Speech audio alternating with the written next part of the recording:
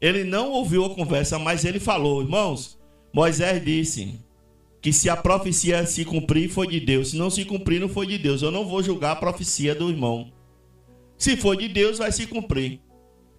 No outro dia, ou essa semana, saiu uma reportagem na Record. A NASA mandou um alerta para toda a costa nordestina sobre a questão do avanço do mar e o crescimento da água do mar. Paz do Senhor, irmãos. Podem sentar. Vamos falar sobre o jovem rico. Deus colocou de manhã essa palavra no nosso coração. Vou esperar aumentar aí a tela aí. Atitude é uma pequena coisa que faz grande diferença. Nós vamos falar sobre a atitude do jovem rico. A leitura, ela já está aqui na tela, né? Se encontra nos livros de Marcos e Lucas.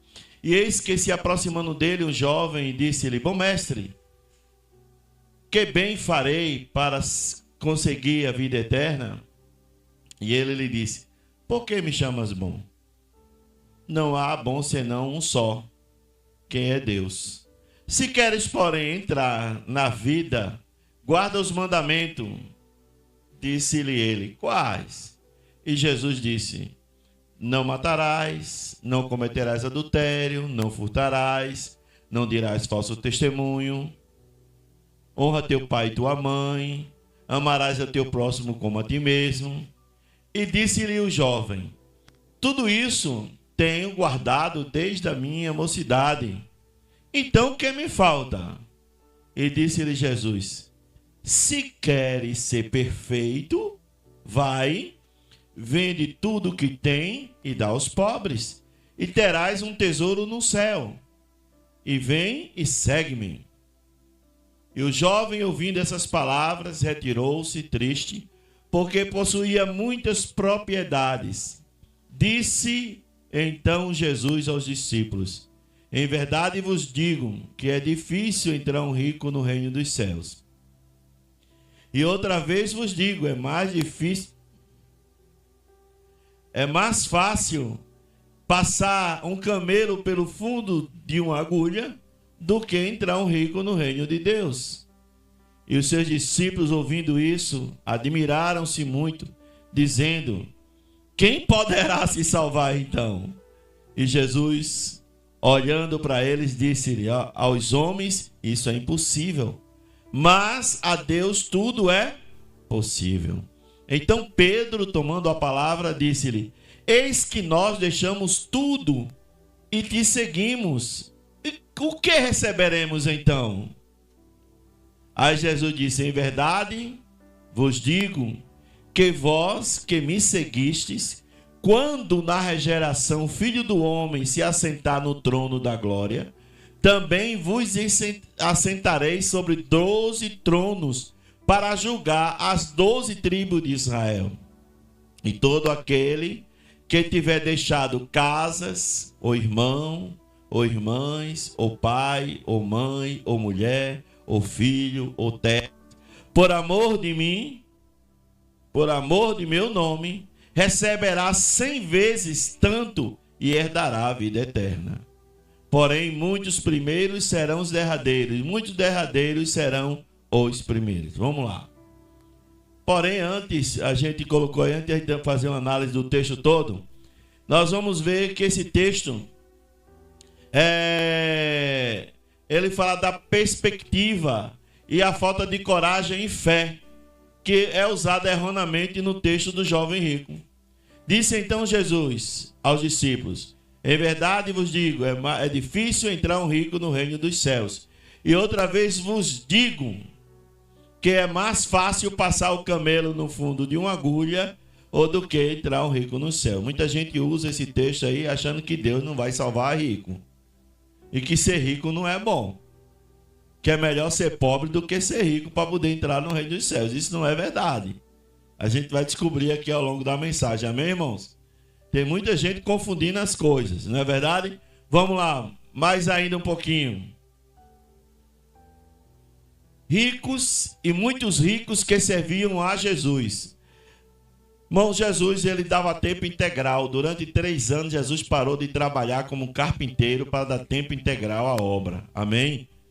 Então, com ele, seguia os seus discípulos. Essas pessoas, Jesus não multiplicava pão e peixe toda hora, não.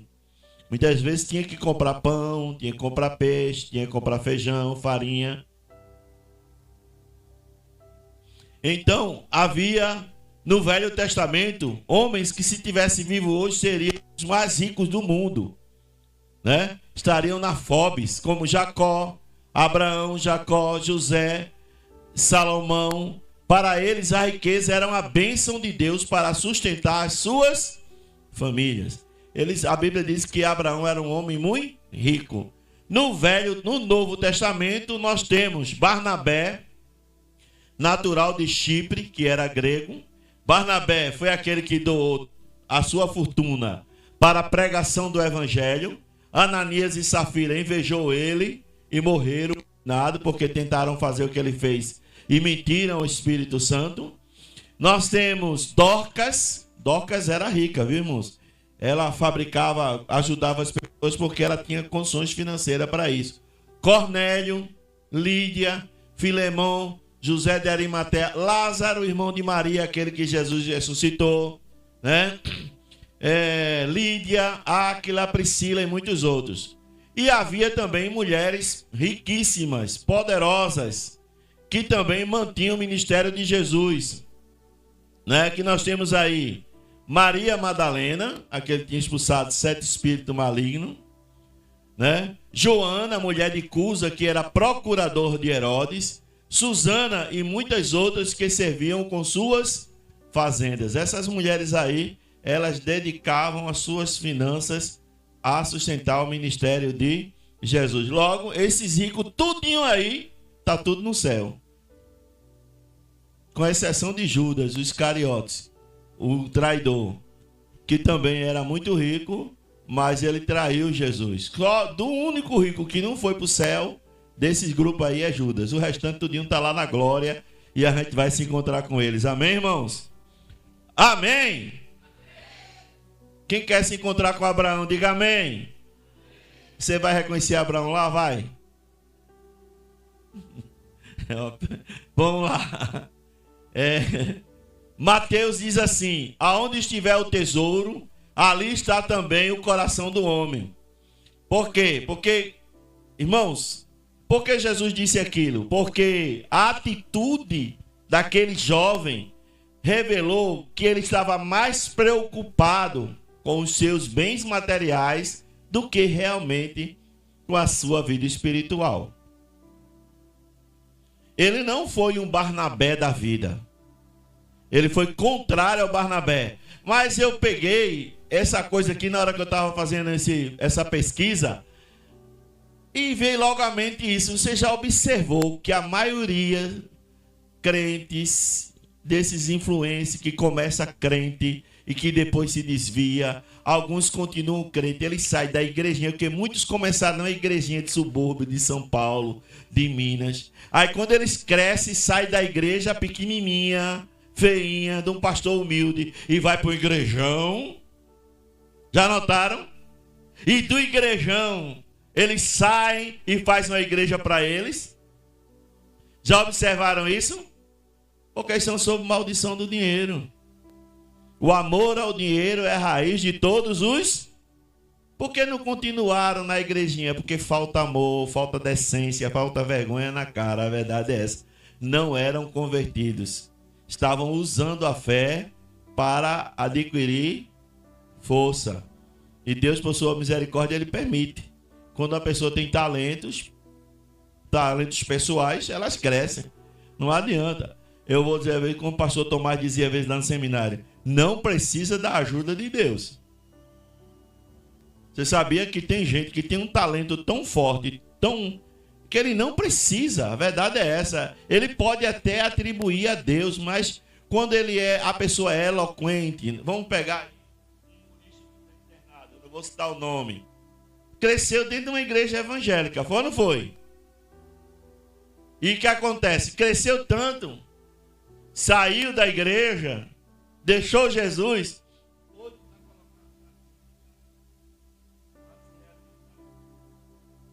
Por quê? Porque aonde está o tesouro, ali está o seu coração. Não é a riqueza que está colocando ele no inferno. As pessoas no inferno. Não é o dinheiro. A Bíblia diz que é o amor ao quanto mais tem, mais quer. Deus deixa de ser a prioridade para que o dinheiro seja a prioridade. É o que aconteceu com esse jovem rico. Vamos lá. Primeiro fato, ele era crente. Ele não era um desviado, ele era crente. Porque veja bem, Jesus disse: como é que eu faço para entrar no reino dos céus? O que é que me falta fazer? Na verdade, a pergunta dele foi: o que é que está faltando para mim? Eu estou tão perfeito, vamos analisar assim. Eu sou um cara tão legal, bonzinho. O que é que está faltando? Aí Jesus mandou ele fazer o quê? Vender tudo que ele tem. Porque ele disse: ó, tenho observado tudo isso desde a minha mocidade. O que me falta? Ele disse: olha, Jesus disse: olha, não viste os mandamentos, não matarás, não furtarás. Eu estou fazendo isso. Eu sou um crente que faz essas coisas. Eu sou legal. Eu sou um crente obediente. Aí Jesus, como Jesus é sábio, né, irmãos? Faz o seguinte, então. Vai lá, vende tudo e dá aos pobres. E me segue. O que é que Jesus está querendo ensinar com isso? A gente tem que aprender, irmãos. Às vezes, você pode ser pobre financeiramente, mas é mais rico de orgulho, vaidades e desejos do que o jovem rico financeiramente. Às vezes o ego ele é maior do que a condição financeira. Não é uma questão financeira aqui, a questão aqui é o ego. É preciso entender isso. Ele disse: então o que me falta? Ele achava que o modo de viver, ele achava que o jeito dele de ser crente já era o suficiente. Eu já guardo, eu sou bonzinho, eu sou maravilhoso, eu sou um cara perfeito. Foi o que ele quis dizer. Tudo isso eu já tenho feito. Ou seja, chegou para Jesus e dizer: quer ensinar Padre Nosso Vigário? Eu não estou fazendo isso aí. Presta bem atenção. Ele estava certo que o modo de viver dele está correto. Por isso ele questiona: o que me falta? Tem muita gente, irmãos, muita gente pensando assim. Tem muita gente pensando assim: não, eu já sou um cara legal, eu sou uma pessoa legal. Isso é de todos os ambientes da sociedade, em todo canto, nas igrejas, achando que já está tudo bem. Porque vive de uma maneira que ele acha, que a pessoa acha que está agradando a Deus. E que é a maneira correta. É uma ideia que ele tinha. O que é que me falta, poxa? Eu já faço tudo isso. Eu já sou crente. Eu já faço essas coisas. Mas Jesus disse: então, já que você quer ser perfeito, em outras palavras de Jesus, já que você se acha o bom, o tal, vamos ver se você é mesmo. Venda tudo que você tem e dê aos pobres. O que é que aconteceu com ele? Ele saiu o quê? Triste. Porque era muito rico. Vamos lá. O segundo fato. Jesus não estava falando do jeito dele, mas do que Deus exige de nós: perfeição, santidade. E disse Jesus: se queres ser perfeito, vai, vende tudo que tem e dá aos pobres, e terás um tesouro no céu. Vem e segue-me. Ó, irmão, seguir a Jesus não é fácil. Seguir a Jesus é difícil. Novo nascimento dói. Novo nascimento provoca dores. Não adianta achar que não, mas é. Porque é lutar contra si mesmo, é lutar contra as vontades, lutar contra os desejos, lutar contra aquilo que a gente acha que é certo. Ele achou que estava certo. Aí você diz: graças a Deus, eu não sou como jovem rico. Já sou crente, estou indo para a igreja. Oba! Eu coloquei isso quando eu estava escrevendo, eu achei tão engraçado esse pensamento. Eu já sou um crente legal. Eu sou massa. Canto, pulo, dou glória, faço tudinho isso. Eu sou um crente que está na medida. Mas vamos lá. Atitude muda tudo. É na verdade. Terceiro fato. Não preciso ficar triste. Não tenho nada para vender. Legal.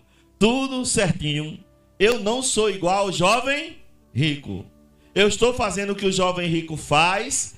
Não tenho propriedades. Não sou rico, sou pobre. Não preciso vender nada. Então estou numa boa.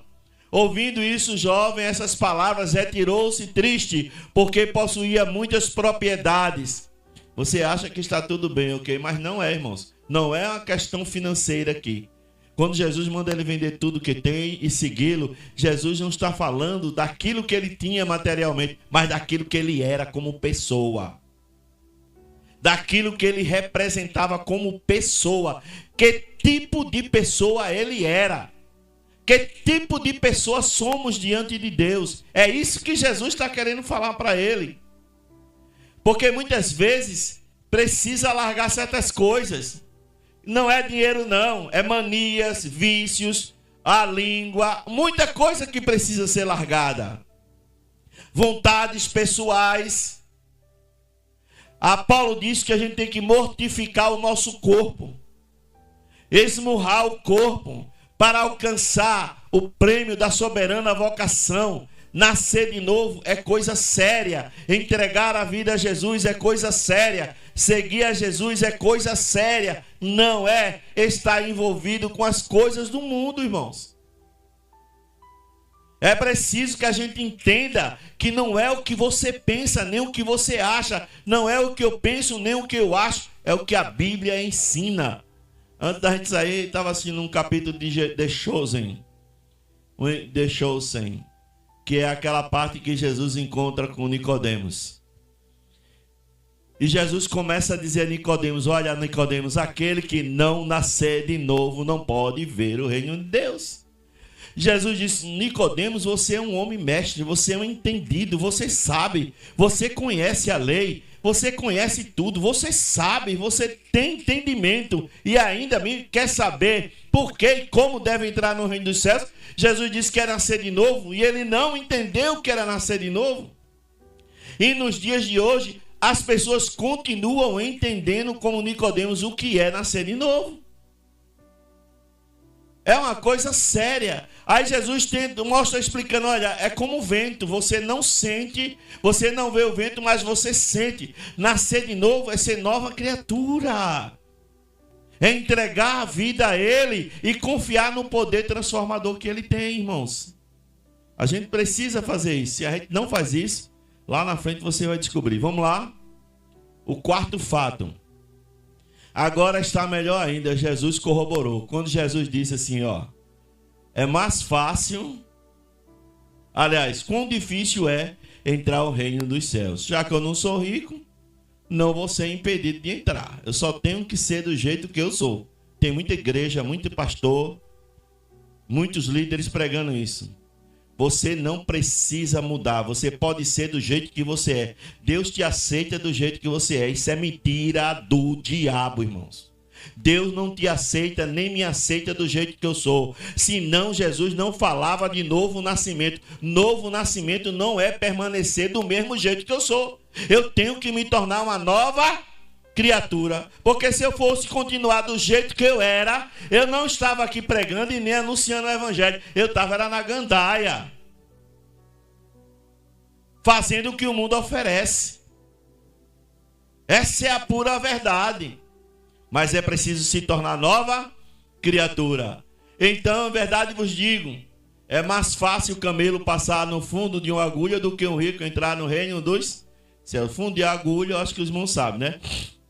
No muro de Jerusalém, havia os portões grandes e havia umas portõezinhas, umas portas estreitas, que o camelo podia até passar, mas para o camelo passar, ele tinha que tirar as cargas, tirar a cangaia, tirar toda a carga que envolvia ele. Então, ele tinha que se livrar, tinha que deixar o camelo livre para poder ele passar. Então, Jesus está querendo dizer que é mais fácil tirar as cargas, as mazelas, os defeitos e aquilo que impede o camelo de entrar no fundo da agulha. Jesus não estava dificultando a entrada no reino dos céus. Pelo contrário, Jesus estava mostrando um método, a solução. Qual é a solução? Se livrar das cargas do pecado. Se livrar do pecado, porque o pecado ele faz separação entre nós e Deus. E todos pecaram e afastados estão da glória de Deus. O salário do pecado é a morte. E Jesus disse: eu vim para que tenhas vida e vida em abundância. E vocês estão purificados pela palavra que vos tenho ensinado. Então a palavra do Senhor, ela purifica. Então, primeiro, confirmado, não sou rico, então tá tudo bem. Sou um crente legal. Tá vendo? Os líderes da igreja estão todos errados. Jesus ensinou diferente. Jesus disse que eu sou pobre, eu vou entrar no céu. Não tem problema, do jeito que eu tô bem. Tá todo mundo errado, né? Eu não disse, tô certo, não sou rico e ajudo às vezes. Eu sou tão bonzinho, tem tanta gente nas igrejas pensando assim. Tem muita gente achando que tá tudo bem, tudo certo. Mas, irmãos, quando vier aquele grande dia, a gente vai descobrir quem é que tá certo e quem é que tá errado. Graças a Deus. Vamos lá. Quinto fato. Os discípulos, ouvindo isso, se admiraram-se muito, dizendo: então quem pode ser salvo? Se rico não vai ser salvo, quem é que vai ser? Já viu que os discípulos tiveram outro entendimento, diferente do meu e do seu? Já ficaram preocupados. Eles não estavam preocupados em que a relação à riqueza material, mas eles entenderam o que Jesus quis dizer. Então, desse jeito, Jesus, quem é que vai entrar no céu? Jesus, olhando para eles, disse: para vocês é impossível, mas para Deus nada é impossível. Irmãos, você não é salvo pelos seus méritos. A Bíblia diz: pela graça sois salvos, por meio da fé. Isto não vem de vós, é dom de Deus. Ninguém merece salvação, irmãos. Ninguém é merecedor de entrar no céu. O que nos faz entrar no céu é a graça irresistível de Deus. Quando o Espírito Santo vem, fala ao nosso coração, porque eu estou falando para crente, porque o Satanás também é crente. Estou pregando até para o diabo agora. Sabia disso? Que os espíritos malignos que estão rondando aqui estão ouvindo essa mensagem? Só não vão se arrepender. Eu espero que você se arrependa, porque para eles não tem mais como se arrepender. Mas veja só, é preciso que você entenda que é necessário nascer de novo e que é pela graça, não é pelos méritos. Não é porque eu sou bonzinho. A gente é ruim. Nós somos maus. Jesus não quis ser chamado de bom. Viu quando Jesus chegou? Bom mestre, chegou com um sapatinho de lã, né? Querendo confundir. Por que tá me chamando de bom, rapaz? Eu não sou bom não. Bom é somente o Pai Celestial, que deu seu Filho unigênito para que todo aquele que nele crê não pereça, mas tenha a vida eterna. Então Jesus começou a mostrar a solução.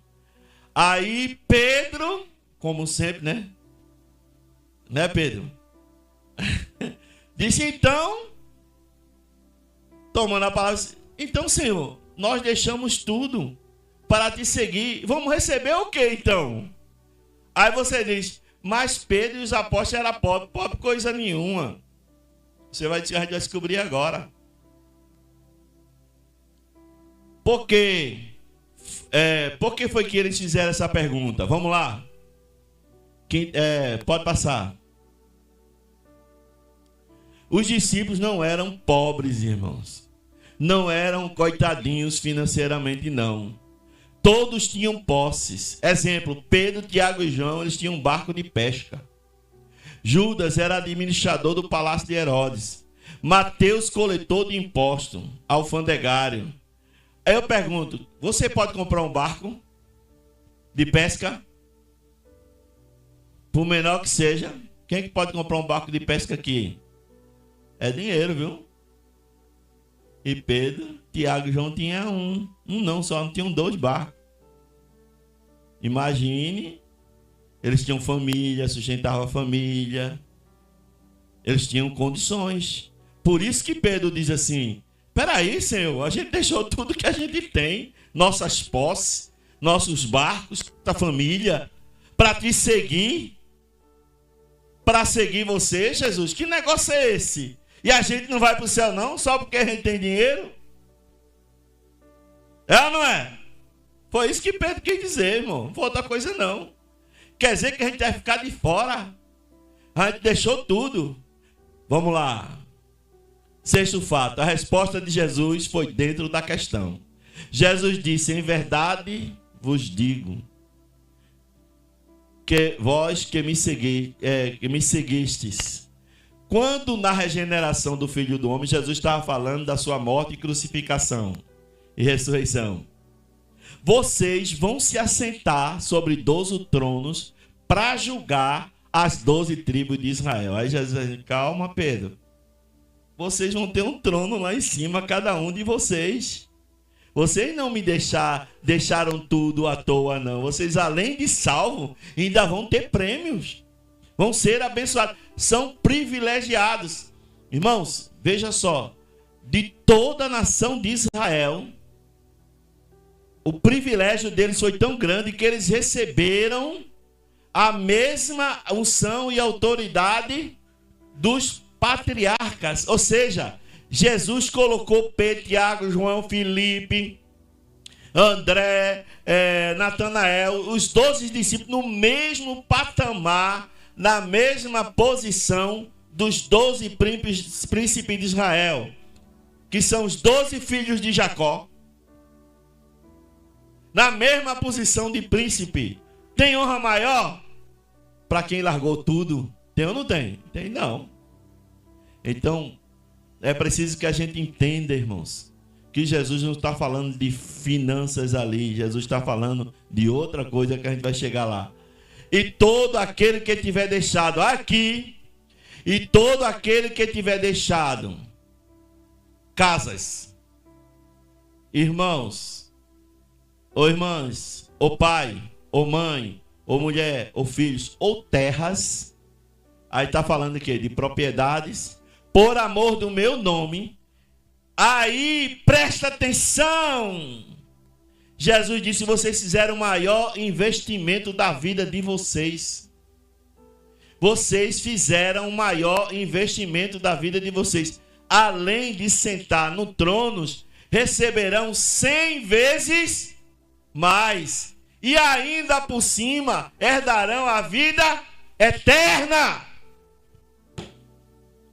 3 premiações extraordinárias. 3 bênçãos extraordinárias para quem largou tudo por amor a Jesus. Ou seja, para quem não colocou o material, o físico em primeiro lugar. Para quem colocou o reino de Deus em primeiro lugar. Ele abençoa, irmãos, quando a gente coloca a nossa vida nas mãos dele. Se você quer receber da bênção de Deus, seja humilde, se entregue nas mãos do Senhor. Faça a vontade do Senhor, irmãos. Faça a vontade de Deus. A Bíblia, isso aqui, irmãos, não é um livro para você ficar lendo e achar que tem que fazer algumas coisinhas sim, outras não. Isso aqui é a palavra de Deus para que eu e você, a gente mude de atitude, seja nova criatura, esqueça as coisas daqui e se ligue nas do céu. É essa a questão. Vamos lá.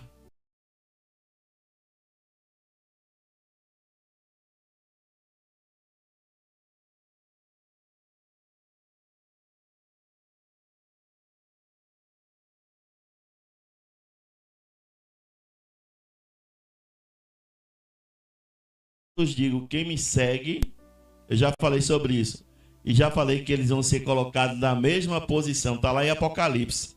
João viu 24 tronos e 24 anciões, são os 12 patriarcas, os 12 apóstolos, que vão julgar só as tribos de Israel. Calma aí, a gente vai chegar lá. Vamos lá. Primeiro, o que é que Jesus está ensinando? Prioridades. Qual é a sua prioridade? Quem é? Deus, Jesus. Então vamos lá, né? E todo aquele que tiver deixado, vou repetir a leitura, veja só.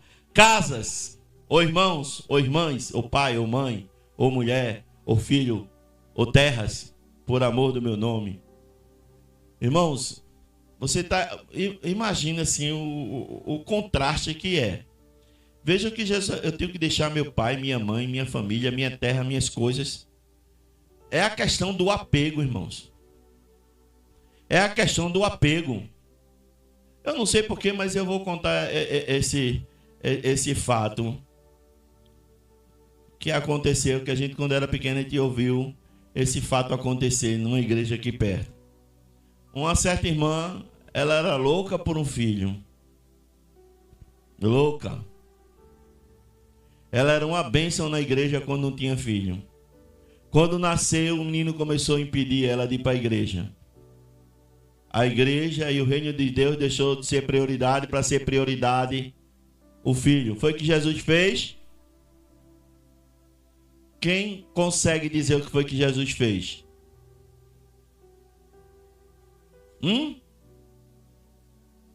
Tirou o empecilho dela ir para a igreja. Mas Jesus é assim. Não pense, irmãos, quem já leu Pecadores na mão de um Deus irado sabe muito bem o que é que eu estou falando. Quem lê Bíblia sabe muito bem o que eu estou falando. Deus, ele não dá a glória dele a ninguém. Ou você é ou você não é. Ou eu e você, nós somos ou não somos na presença dele. Ou a gente aceita de verdade ou não aceita. Ou a gente concorda com a Bíblia ou não concorda. Não existe meio termo, nem coisinha não.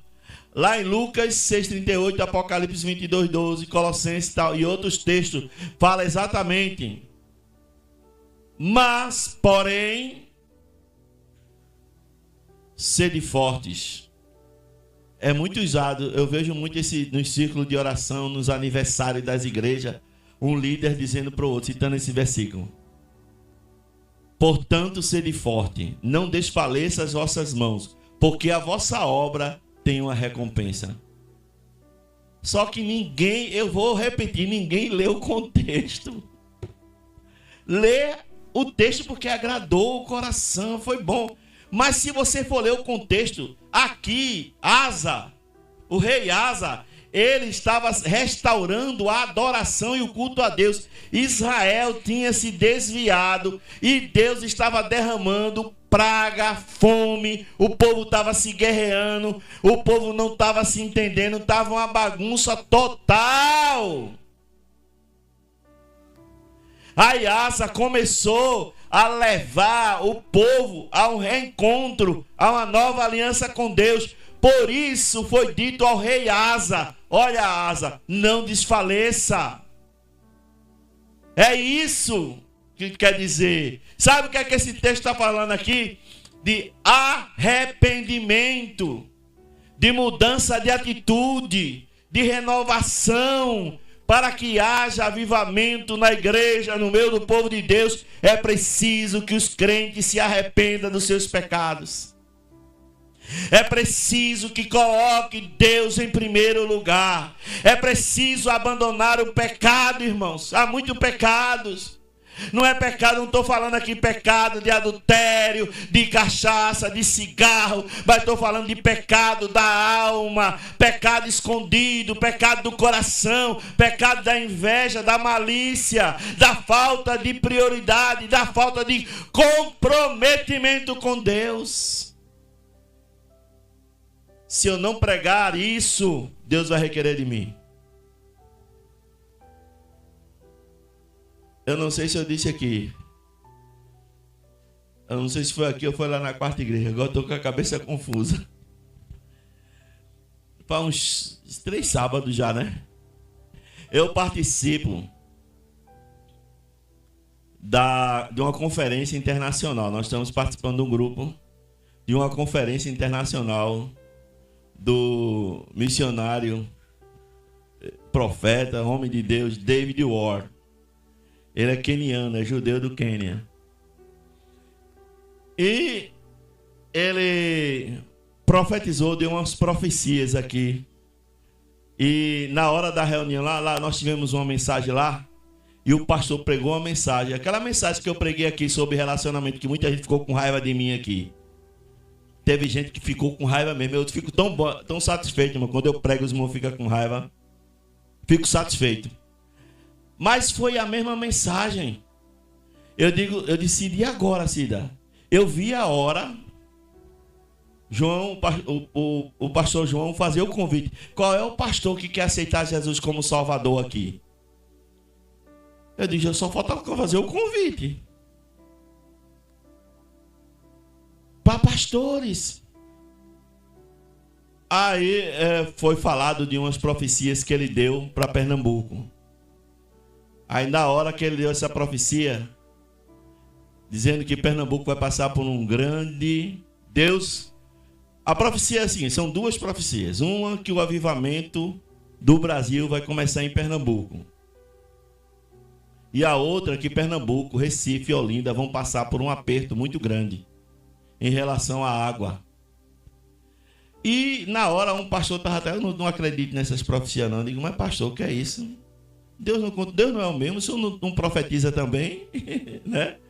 Então, dá o crédito. Aí, o pastor que estava pregando, ele não ouviu a conversa, mas ele falou, irmãos, Moisés disse que se a profecia se cumprir, foi de Deus. Se não se cumprir, não foi de Deus. Eu não vou julgar a profecia do irmão. Se for de Deus, vai se cumprir.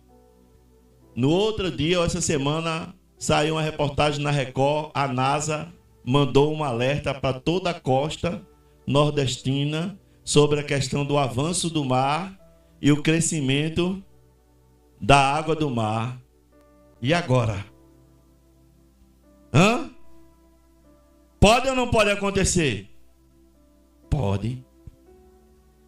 É a ciência que está dizendo que a nossa cidade, Recife e Olinda, pode ser invadida por muita água vinda do mar, uma onda gigante. Pode acontecer? Pode. É o que vai mudar? Vai. Alguém me perguntou, outra pessoa me perguntou, mas Deus escolheu logo o Pernambuco. Sabe por quê? Porque dentro dos estados brasileiros, o estado que tem mais pastor conservador é Pernambuco. Sabia disso? A maioria dos pastores, você não vê pastores de Pernambuco envolvidos com tanto escândalo nacional como você tem visto aí de São Paulo, Rio de Janeiro. Não vê. Aqui eu digo porque nós temos um grupo de 300 pastores. E eu digo aos irmãos, a maioria é conservador. Estou pregando aqui. Eles pregam na igreja deles. Jesus está voltando. Preste atenção, vamos lá, né? Porém o texto está ligado a arrependimento e mudança de atitude. Aí sim tem recompensa. Mas é preciso colocar ele em primeiro lugar. Vamos lá.